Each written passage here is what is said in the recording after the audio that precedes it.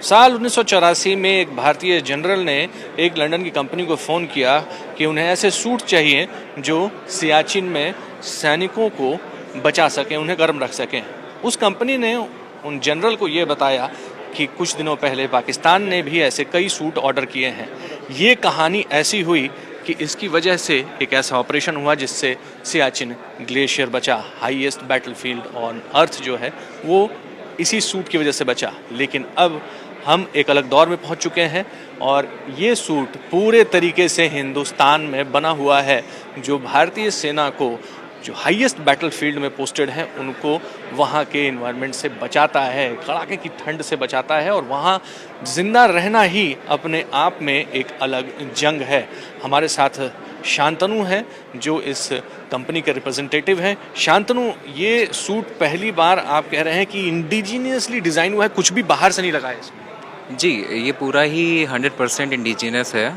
और इससे पहले हमारा काफ़ी सारा इंडियन आर्मी जो इंपोर्ट करती थी, वो जो जिस कॉस्ट में करती थी उससे लगभग आधी कॉस्ट में हमने इंडिया में ही बना के तैयार करा है इसको।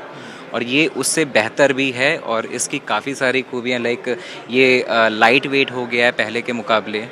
और इसको पहनने के जो ट्रायल्स हुए थे वो काफ़ी टाइम तक चले हैं और उसका अप्रूवल जो मिला है हमें इंडियन आर्मी से वो बहुत ही टाइम से पहले ही मिल गया और बहुत अच्छी तरीके से रिस्पांस हुआ है इस टाइम पे जाकर। तो इतना मैं कहना चाहूँगा इस सूट के बारे में। और प्लस अभी जो एग्जिस्टिंग ऑर्डर्स चल रहे हैं वो हम इसको सप्लाई कर रहे हैं सियाचिन आर्मी के लिए। काफ़ी करीबन 75,000 अभी चल रहा है हमारा ऑर्डर इनके साथ। तो 1984 में जब पूरी तरीके से डिपेंडेंसी बाहर से ऐसे सूट्स मंगा करके सियाचिन बचाने की थी, आज ये स्थिति है कि ये हम राष्ट्रीय राजधानी में एक 5 स्टार होटल के अंदर खड़े हैं और ये एक मैनिक्विन के ऊपर ये सूट खड़ा है। ये वाकई एक ऐसी घटना है, वाकई एक ऐसी गर्व की बात है कि हमारी मैन्युफैक्चरिंग 1984 से लेकर के अब तक इतनी ज़्यादा बढ़ चुकी है कि जिस चीज़ की डिपेंडेंसी हमें पूरी तरीके से बाहर के देशों पर थी वो हम खुद से डिज़ाइन कर रहे हैं। ये सूट -50 डिग्री तक तापमान में सैनिकों को सुरक्षित रख सकता है। इसके अलावा ये जो लेयर्स इसमें हैं वो 3 लेयर हैं और 3 लेयर्स के साथ ये ऐसा डिज़ाइन जो है इतना लाइट वेट बनाया गया है कि जो पहले चीज़ें खरीदी जाती थी, इंपोर्ट की जाती थी, उससे भी कहीं बेहतर है। ट्रायल्स के बाद आर्मी ने इसका डिमांड किया, इसको अप्रूव किया और उसके बाद ये अब सियाचिन में एक सैनिक के ऊपर जब ये कवच की तरह काम करता है वहाँ की ठंड से उसको बचाने के लिए, तो वाकई में मेक इन इंडिया जो है, जो इंडिजीनियस चीज़ें बन रही हैं हिंदुस्तान में, वो अब कमाल कर रही हैं। देखिए, देश के प्रधानमंत्री नरेंद्र मोदी को अगर मैं धन्यवाद ना दूं तो ये बेईमानी होगा। 2014 के पहले इस पर बिल्कुल फोकस नहीं था और जिसके कारण हम अभी $3 बिलियन का एक्सपोर्ट भी किया है। और ये टेक्निकल टेक्सटाइल ऐसी है जितना जीवन में प्रयोग की बात करें, जूते पहनता हूँ वो भी टेक्निकल टेक्सटाइल है।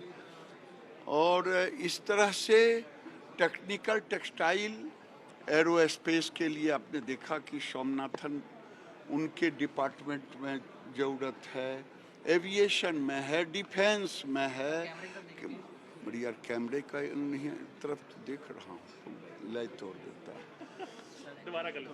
अब टेक्निकल टेक्सटाइल आज के युग में ये लोगों की नेसेसिटी है। ये है तो मैन मेड फैब्रिक ही, लेकिन ये 3rd जनरेशन है और इसमें जो हम कहते हैं ये क्या है, कार्बन फाइबर। कार्बन फाइबर सबसे उसमें निश प्रोडक्ट है और प्रधानमंत्री ने इसे दिया 1400 करोड़ केवल इनोवेशन के लिए, 10,000 करोड़ हमें दिया है PLI के लिए। और मेरा पूरा विश्वास है आपके जीवन में टेक्निकल टेक्सटाइल का हर जगह योगदान है। आप जूता पहने होंगे, मैं तो पहना हूँ, टेक्निकल टेक्सटाइल का है। तो ये आने वाले दिन में अब हमने आज 11 लड़कों को R&D के लिए 50-50 लाख रुपए उनको मंजूर दिया। काहे को? कोई एक ऐसा जैकेट बनाया है कपड़ा जो गर्म में गर्म ठंडा में ठंडा होगा। तो ये कई ऐसे, कोई चलेगा ज़मीन पर तो एनर्जी प्रोड्यूस करेगा। और देश के अंदर में 40 से ऊपर इंडस्ट्री हमारे PLI में लगे हैं और मेरा लक्ष्य है कि आने वाले 2030 तक ये एम्प्लॉयमेंट भी जनरेट करेगा। क्योंकि जीवन के छोटे छोटे चीज़ों में, जिस देश में 30 लाख गाड़ियां बनती हो, उस देश में टेक्निकल टेक्सटाइल की उतनी ही ज़रूरत पड़ती है। एग्रो के सेक्टर में, हाइजीनिक के सेक्टर में जब से मोदी जी आए हैं हमने इंपोर्ट को बैलेंस किया है। हम डायपर तो लाते थे बाहर से साहब, इंपोर्ट करते थे।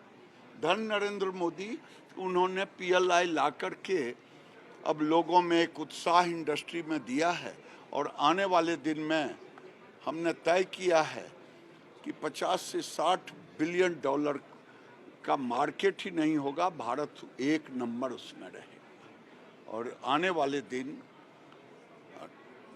टेक्निकल टेक्सटाइल का ही है हर सेक्टर में, ग्लास फाइबर, कार्बन फाइबर, तो लाइलॉन 6 अब गाड़ियों में पहले ट्यूब लगता था चक्के में, आज ट्यूब नहीं लगता।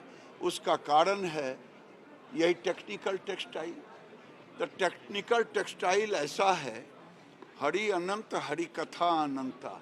इसीलिए हमने 156 प्रोजेक्ट को स्वीकारा है, जो बच्चे अभी 11 R&D वालों को दी है। 40 से ऊपर इंडस्ट्री इसमें PLI में लगे हैं। और मुझे पूरा विश्वास है 2025 और 26 में वो नीश प्रोडक्ट कार्बन फाइबर भी भारत के बाजार में आए। सर वो टारगेट आपने बताया अभी तक जो एक्सपोर्ट होता है वो 2 बिलियन, आगे आपका क्या टारगेट है? 3 बिलियन का है मान, 3। और नहीं होता था 2014 के पहले 1 मिलियन भी नहीं था। ये तो नरेंद्र मोदी जी ने शुरू की, इसलिए आने वाले दिनों में भारत उस ऊंचाई पर रहेगा जिसकी आप कल्पना नहीं। कैमरा पर्सन राजा के साथ अभिषेक आनंद, दिल्ली, आज तक।